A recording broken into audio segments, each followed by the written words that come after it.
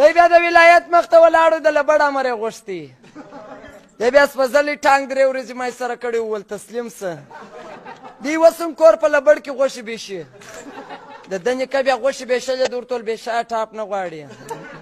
د ده سر لکه د پشې توس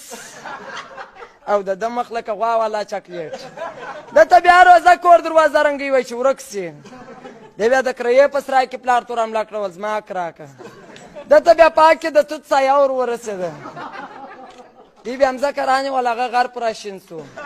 دی مچان کرلي و هغه ګرده په هوا سوه د دې کره میلمه ورغلی دی یخی ور پوخ کړي دی بیا په تذکره کې د ولاړې عکس ور کړي و دی بیا ښاروالۍ ته تذکره واړول دا زموږ پلازما چایلنونه نه نیسي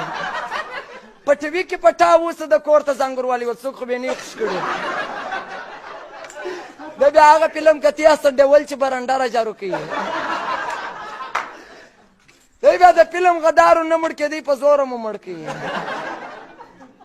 دوم په پښتو فلم کې په جهانګیر پسې توپک زغلوي دی د انضباطانو مشر و تورې عینکې کړې وې سپین هندارې ماتولې ده ته بیا د تورې هنداره امر ورکړي مټر یې نه درلودی د کور هندارې ور تورې کړې د ده نیکه بیا ټابلیټکا خوړلې وه د ده پرانه په زوره رخصه خرڅه کړه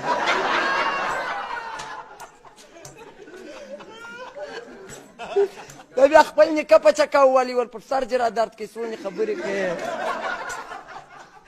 ده بیا خیاط ته ویله ول د درېیم لستوڼی مې ورکړه د یو په جنګ کې سیرې نیسي ده بیا پرتګاش ته شاته خوا تړلي وویل دا څنګه کالي را جوړ کړي چې ده بیا د چینجي په ګیم کې کپ وګټي د ده مخ لکه رنګه چینیا په چرسو کې چې سپین سرې خوري او د ده رخچینه لکه د مسکین مې ودانې یا ژېړې ماچې ډېرې دي په دغه ورځ موږ د نایدو سره هم خرڅ کړي د ده د انا تخلص بیا واوا جاوا ده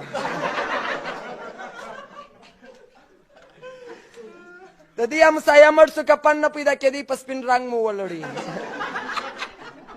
د بیا قبر ورکښي هغه زنجلو والا سوه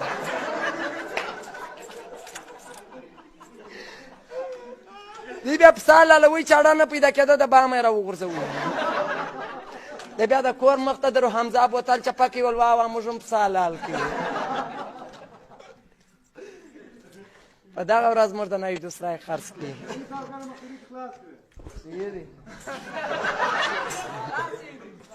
دی بیا ایلي راوړي وې ګرده ورځ یې نارې وهلې ول کو کو ول کوکاغه راځي د ده مخ لکه د سلاچې کوینې دی بیخي ساده دی د شمسي بیله تاویل کي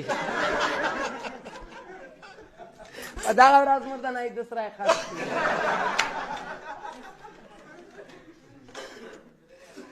نو یارانو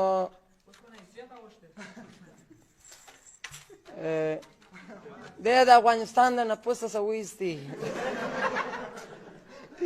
او اجاره په نقشه کې نشته